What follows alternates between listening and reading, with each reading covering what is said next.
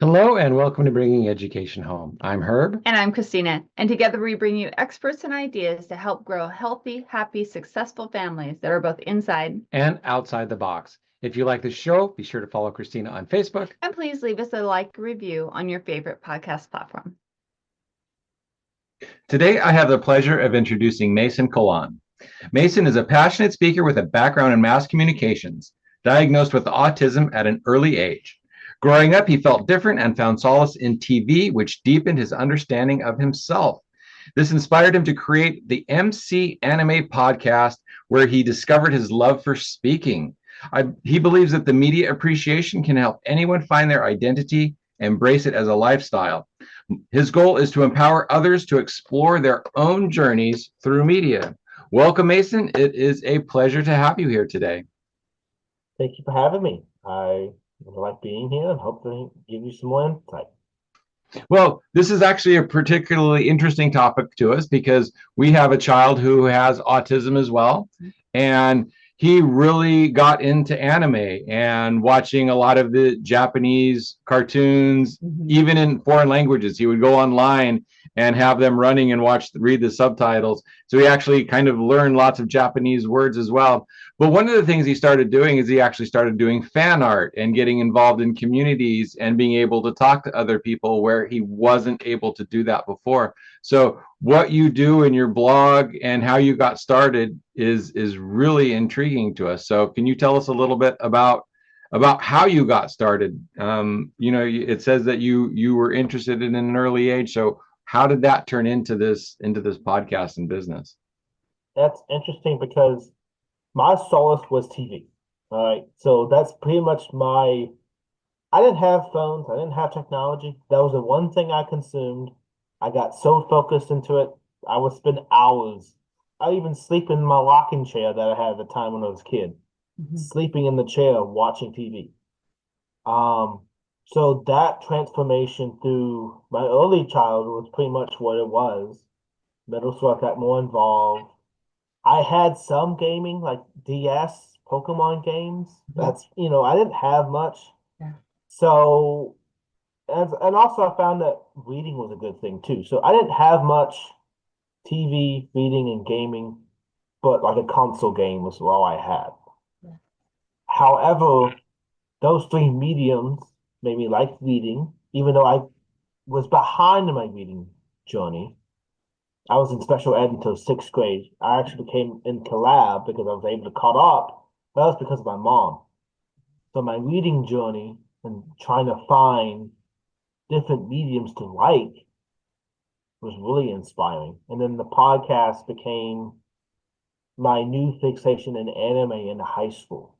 So I had to start discovering more anime. I watched Pokemon as a kid and Yu-Gi-Oh! But at the time, that wasn't anime to me. It was just, shows I watched. So into my transition in college, I made a blog, NC Anime. It became a podcast. So Love it. Absolutely love it. And one of the things that you were kind of talking about before we jumped on here live for the recording was that you'd love to share a little bit about, what families can do or what other people can do to help kind of foster their interests in this for their children as they're getting ready to do experimenting on different things. Oh, absolutely. Media has such an impact in how your child can learn. With the advent of the internet, we truly have resources to give them an avenue to do something, but not just do something, but gain knowledge in a creative way. Let's say, Crash Course, for example. It does all these different videos in a format that it's less than 15 minutes long, but it's all these nuggets of information all about that one topic. So it's a crash course into that topic. So it really teaches you how to learn that topic. Or virtual classroom is another way that people can really greatly impact in the advent of the internet. In that virtual setting, you're able to have someone in live time teaching you on software through the things, the applications that actually help you to learn more. Perfect. And then, so what was one of the things that you got started with the most that was easy to use, that, because we try to give tips and Yeah. tricks to our families. What's something that a younger person might be able to use successfully kind of at the beginning to help them get interested and learn more? Definitely YouTube is a big platform to find interesting videos. Mhm. And social media helps, but at a young age, I think you want to limit social media because there's a lot of other impacts in that it's hidden, and parents need to slowly monitor their process in learning because there's a lot of potential harm in social media. That's why YouTube are probably better, and maybe have a YouTube Kids account. So that way they'd be able to track data that's appropriate for them in educational if they by clicking video. So there's a lot of parents who actually like get frustrated that their kids are always on YouTube and always watching videos. And that's, there's a lot of medically fragile or autistic children out there who do get like zoned in. So how can a parent take this focus on these shows and turn it into a learning opportunity and a growth opportunity for their children, like you did? So like you said, you were hyper focused on these shows, and then you grew it into something that helped you learn. How can other parents take that approach? How can they help their children take these focuses and use it as a learning opportunity? You can actually present an opportunity for them to engage in it, but maybe instead of a long video, make it a 3-minute video. Incorporate a lesson into that from that video. So you take them away from this narrow tunnel vision engagement, and you change the task to be interactive. Because a lot of kids can very benefit from interactive learning. Interactive learning through the rise of technology has given different resources to give to teachers, to give to family members, to be able to give them more momentum. And I feel like for them, they should find something they really like. So they should focus on those strengths. So let's say my dad does flea markets, right? Well, he can teach me how to count money, like actual bills, actual change. My mom's a teacher, so she can take her strengths that she already has, apply it to, make a program that make me learn. So it really depends on if you have a strength, maybe you can use that way to communicate with kids. What is the strongest way you have to communicate with them, but interact with them? That's what I say. Love that. And I love how you were talking about using the video kind of as a springboard, as the first bit of information, and then taking it offline or taking it to a different activity to integrate that information. And then I loved when you said you share that with other family members and stuff. So then that child or that person, whatever they've learned, now they're sharing it. And we know that when you get to share information that you understand, then you actually get a deeper knowledge of it as well. And then maybe you want to go find out more so you can share more about it as well. So I love those ideas. Yeah, that's really great. Hands-on learning through print media will never go away. So print media, like through worksheet, journals, coloring, there's different aspects of physical media that can teach them different things. Yeah, exactly. So then, we were so lucky now that there are so many different ways of learning, right? So there's even like videos on learning how to draw. There's videos on learning how to do different kinds of art. There's videos on podcasting. There's all these different things that you can learn and then go out and do things with. Absolutely. So one of the things that you also said, though, is that your dad had a skill and he taught you that skill by taking you with him and teaching you how to do it, that money skill, right? So talk about some of those experiences that when you got to do that hands-on learning. Uh, so my hands-on learning is interesting. Um, so I learned self-advocacy and agency through talking to others. Mhm. So when I was with my dad at the flea market, when I was second grade, I went to the flea market every weekend. That was his childcare. Mhm. He would take me with him so he didn't have to pay so much to watch me. And I would, help set up bikes, answer questions about prices. He would give me a responsibility. I would sell the DVDs, one for $3 or two for five.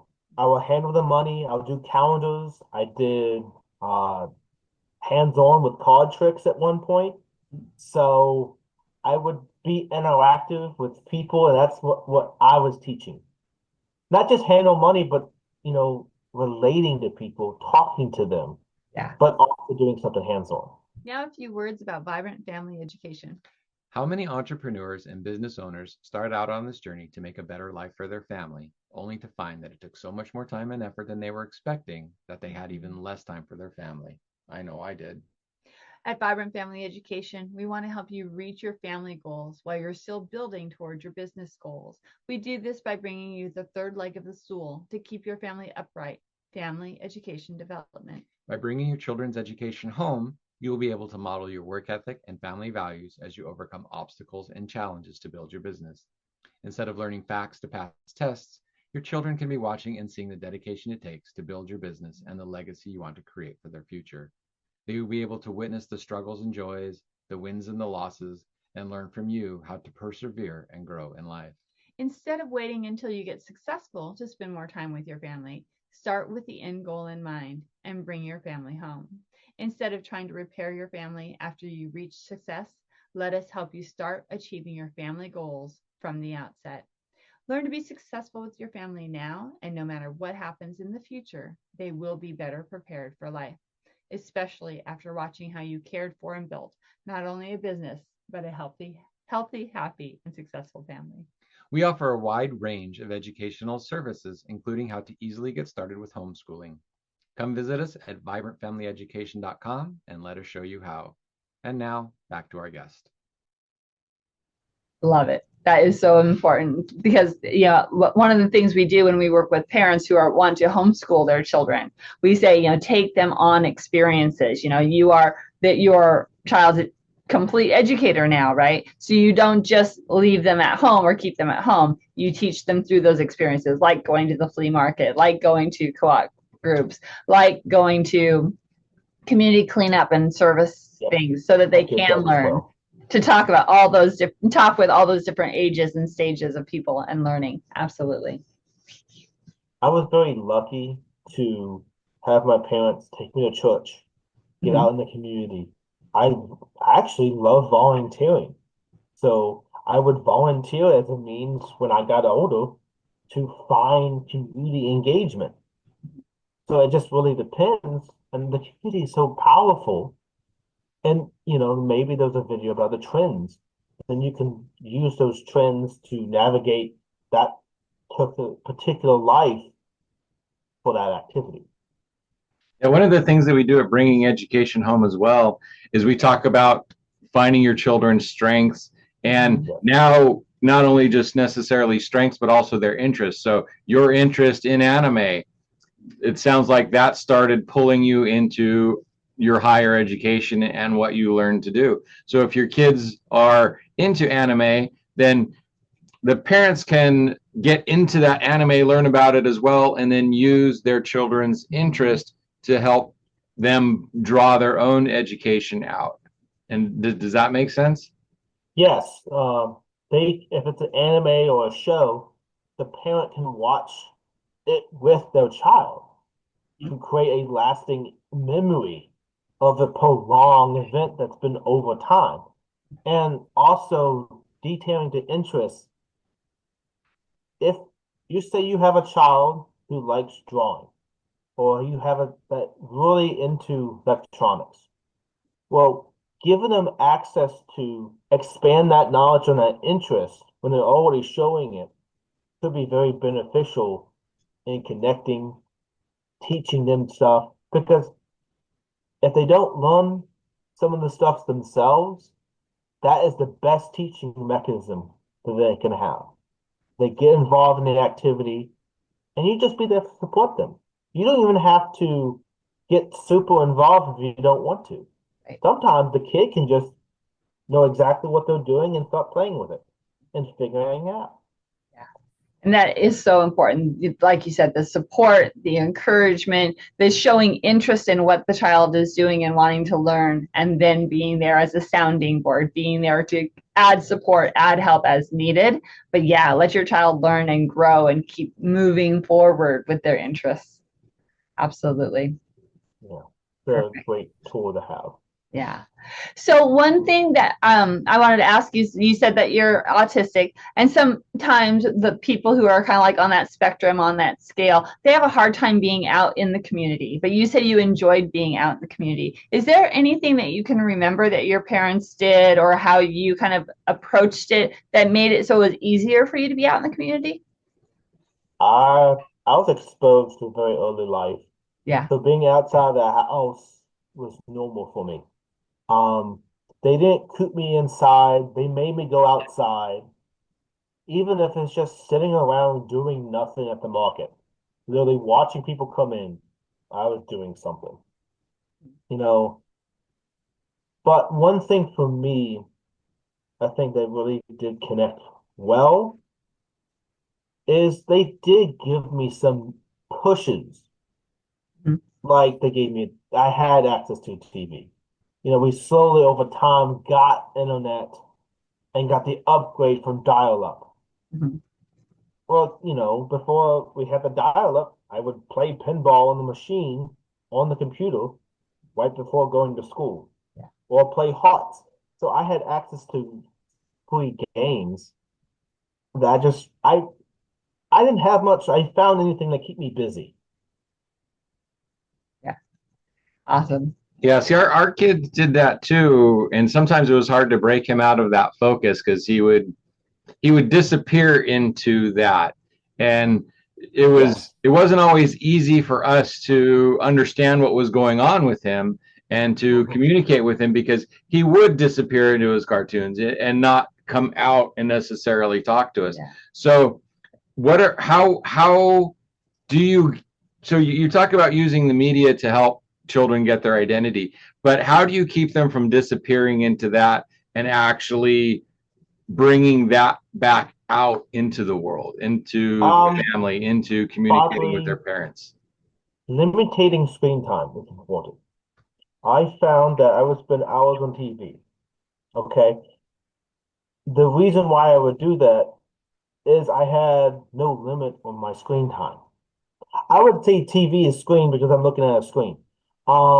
If you limit the access to the amount of time they're spending on it and say you get 2 hours, Mhm. you give them a goal. So you have to do your homework before you can do this.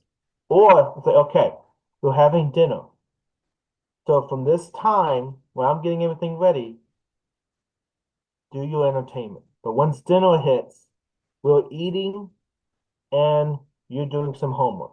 So you're giving them an incentive, like you give them time in the day for free time, and once that time is up, don't have it. Guide them to something else and keep them on routine. Because autistic or autism as a spectrum, people like routine. They like it to be in a scheduled format that they can be ordinated with and really guide them to it. I'm not just saying that just how I was raised. I had a schedule because I did the same thing every day, got ready for school, got up, had some free time before I got to school, attended classes, then came home. I was at an environment that was able for me to do my homework. So I didn't have any distraction. I would go to people's houses, they would watch me, they will be there to help me with homework if I need to, but I had a solitude space dedicated to the assignments that I did. And once I got that done, I had free time. Whether it was at home or at the place I was staying, that the person was watching me. Perfect. Yeah. And we talk about that too whenever we're helping families set up their homeschool or work with their child, that a schedule and routine is important for lots of different people and for lots of different reasons. But exactly, have that screen time limit. You have this much time or you can earn this much time, and then make sure those other activities that bring them out of their shell and interacting with family is super, super important. Awesome. Yeah, and interestingly, when we would take our devices, the screens away from our kids, they would pick up books and read, and then they basically ignore us into the books. So the distraction of the story, but and sometimes it was actually kind of difficult because there were so many different animes that they would start talking to us about different ones, and we didn't have the basis for it. So there was our lack of knowledge. There was our lack of knowledge in what they were most interested in that made it a little more difficult for us to talk to them. Yeah, I feel like, well, actually, it might have been a little difficult to understand it, to answer questions. They love the opportunity to talk about it. So if you gave them the opportunity, they can explain what they were talking about. Or maybe they show you what it looked like, and you can comment on what they look like. Or how does this person, how did they play their role as a character? Just simple stuff like that. Yeah. It could be something that can take them out of screen time, but now you're having a conversation that's outside of the media, that's the moment you really need. Great ideas and great questions. Awesome. Maison, this has been a wonderful conversation. I really appreciate you coming on our show, bringing education home and giving us some insight into your world and what you think is really important to help our children grow with using media as well as being off of media, making sure that they're having that balance in there and following their interests and things like that. Would you please state out loud, and it'll also be down in the show notes, how people can get a hold of you and get into your podcast and watch it as well? Yes. You can do my landing page, which is facebook.com/blogmcanime, and it's BLOGMCANIME. And you can also find me at blogmcanime@gmail.com if you want to email me questions, if you want to appear. I'm also launching Voice for Voiceless. So that's another focus on agency, advocacy, and self-awareness for different issues. So that's also another thing you can do as well. Excellent. Thank you, Maison, so very, very much. All right, audience, it has been a great show. We are on a short time frame because we're at this cool event called Potapalooza where we get to meet awesome people like Maison, people we don't usually get to meet. So make sure that you're listening to all of our shows that will be coming out from this special event, and make sure you follow us along, give us a like and review for bringing education home. And again, Maison, thank you so much for joining us today. Yep, thank you for joining us. I really appreciated it. It gives us a little more tools to think about when we're talking with our son. So it's been very helpful. So thank you for being here today. You're welcome. Thanks for having me. It was fun. Awesome. All right, audience, we will talk to you later. Bye for now. Bye for now. Hello and welcome to Bringing Education Home. I'm Herb. And I'm Christina. And together we bring you experts